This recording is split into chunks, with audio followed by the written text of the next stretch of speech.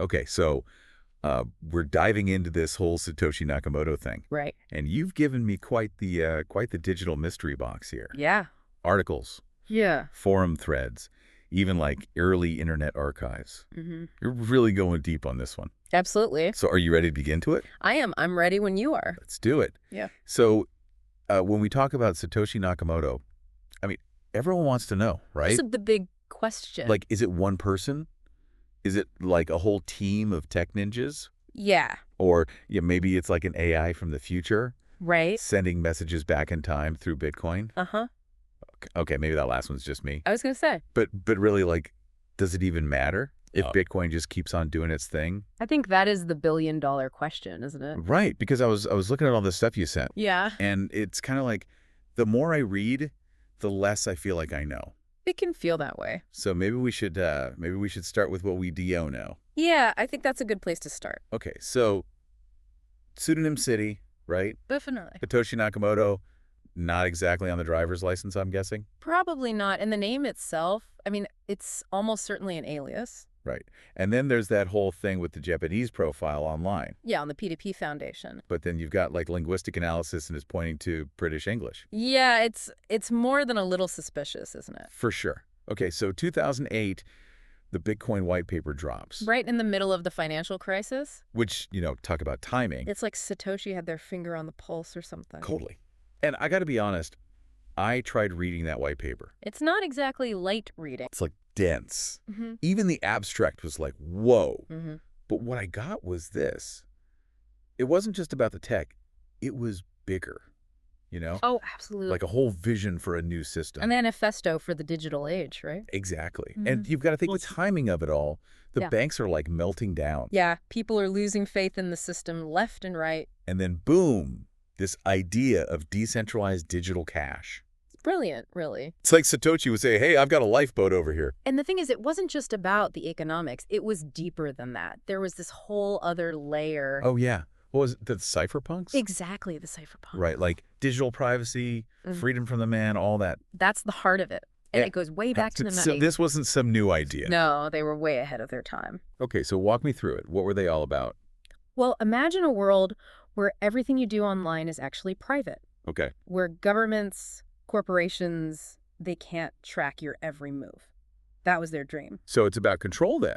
Yeah. Taking back control. Exactly. Individual empowerment through cryptography. That's pretty radical for the 90s. They were way ahead of the curve. Wow. And this idea, cypherpunks write code, it's all over Satoshi's work, So it's about action, not just words. building the systems they want to see in the world. Interesting. So wait, are we saying Satoshi was like a cypherpunk? Well, that's the question, isn't Yeah, it? good point. Yeah. Okay, so we've got this whole cypherpunk thing happening. Right, a whole movement. And yeah. then the financial system starts going haywire. Yeah, it all collides. And Satoshi drops this bombshell Right. right into the middle of it all. It's quite the setup, right? It really is. So it's like this perfect storm. You've got the cypherpunk philosophy bubbling under the surface. Right, this whole movement. And then the economy goes boom. Yeah, the perfect breeding ground for radical ideas. And right in the middle of it all, there's Satoshi. With a solution no one saw coming. It's wild. And then you look at some of the names that have been thrown around. Oh, yeah, like who? Adam Back, Wei Dai, Nick Szabo, Yeah. all these cypherpunk heavy They're hitters. some of the biggest brains in the game. And it's like, were they involved? Was it one of them? Was it a group effort? It's tempting to connect the dots, isn't it? Totally. I mean, I was poring over those forum posts you sent me. Yeah, what'd you think? I don't know. Like trying to decipher a secret code. You and me both. But then it hit me. Maybe that's the point. What do you mean? Maybe Satoshi wanted us to chase shadows. They create this whole mythology. Exactly. I mean, think about it. Anonymity is like the ultimate power move. Especially in a world obsessed with identity. Right. So if you're Yeah. trying to build something truly decentralized, Something that can't be controlled by any one person or government. then disappearing completely, that's the ultimate insurance I policy. mean, it's genius, really. Right? And it leads to the other big question, the elephant in the room, Which is? the Bitcoin fortune. Ah, yes. The missing billions. Trillions, maybe? Potentially. We're talking about an amount of wealth that's hard to even fathom. And yet, crickets. Nothing. Not a single Satoshi sighting. No Lambos, no mega mansions, no cryptic clues left on the blockchain. It's kind of deafening, the silence, isn't it? It certainly adds to the mystique. Yeah. But think about it from Satoshi's perspective. Let's say you're sitting on this unimaginable fortune, Right. More money than any one person could ever need. and you've just upended the entire global financial system. You'd probably want to lay low, too. Right, because the second your identity is revealed, you become a target. Oh, yeah. Government's hackers. Everyone would be coming out of the woodwork. Exactly. You have a target on your back for the rest of your life. And look at what happened to Dorian Nakamoto. The poor guy. Wrongfully outed by Newsweek. It was a media frenzy. Hounded by reporters.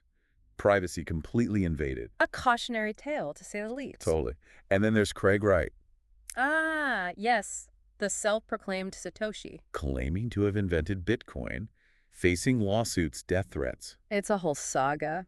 So maybe anonymity isn't just about being a shadowy figure in a hoodie. Maybe it's about self-preservation. Right. It's like Satoshi's way of saying, hey, this isn't about me. It's bigger than all of us. Exactly. It's about the idea, the potential, not about who controls it. Which is a pretty powerful message when you think about it. It's the ultimate act of letting go, So where does that leave us? with more questions than answers, I'm afraid. But maybe that's okay. Maybe the mystery is part of what makes Bitcoin so fascinating. It's definitely part of the allure. So if Satoshi's out there listening, Or maybe watching from a time-traveling spaceship. right, who knows? At this point, anything's possible. But I guess what I'm saying is, What's that? we may never know who you are, The enigma continues. but your creation, it's changing the world. And that's what really matters in the end, isn't it? It's almost like a paradox. Yeah. How so? Like we're drawn to the mystery of Satoshi. The anonymous genius. Right. But then the more we know or think we know, the less magical it all becomes. I see what you mean. It's like Bitcoin, this revolutionary system sprung from the ether. Exactly. And maybe that's part of its power. It's not beholden to any one person. It can't be controlled, manipulated, or destroyed because its creator is beyond reach. Which I gotta say is kind of a comforting thought. Especially these days. For sure. But okay, let's say for argument's sake that somehow Yeah. the Satoshi puzzle gets solved. Hypothetically. Right, like imagine there's irrefutable proof, DNA evidence, whatever. A smoking keyboard. Exactly. Yeah. And we finally know who Satoshi Nakamoto is. What then? Well, for starters, I think the internet would break. Oh, totally. Global meltdown. Headlines everywhere. Bitcoin's price would be like a roller coaster. Up, down, sideways. Exactly. Yeah. Beyond that initial chaos, it's hard to say what would happen. Because on the one hand, you could argue it might legitimize Bitcoin even more. Right, like suddenly it's not this abstract thing anymore. It has a face, a story. Right. Maybe it's some MIT whiz kid or a grandma who just learned to code. People love a good story. It could make Bitcoin more relatable. More trustworthy. Potentially. But on the other hand... There's always another hand. Right. A known Satoshi could become a liability. Oh, yeah. Governments would be knocking down the door. Regulations, lawsuits, you name it, they try to control Bitcoin through Satoshi. It would be a mess. It's a double-edged sword for sure. So maybe it's better if we just accept that we may never know. Embrace the mystery. Exactly. Because in a way, Satoshi's anonymity is a gift. A gift. Yeah. Yeah. It forces us to focus on the tech, the ideas, the potential of Bitcoin itself. Rather than getting caught up in personalities and speculation. And that's a good thing. Right? I think so. It's about the bigger picture. Exactly. So to our listener out there still wondering who Satoshi Nakamoto really is, Yeah. keep searching, keep questioning, Explore the rabbit holes. because that's what makes this whole thing so fascinating. The journey is just as important as the destination. Well said. Yeah. And on that note, I think we've done our due diligence for today. Another deep dive successfully navigated. Until next time.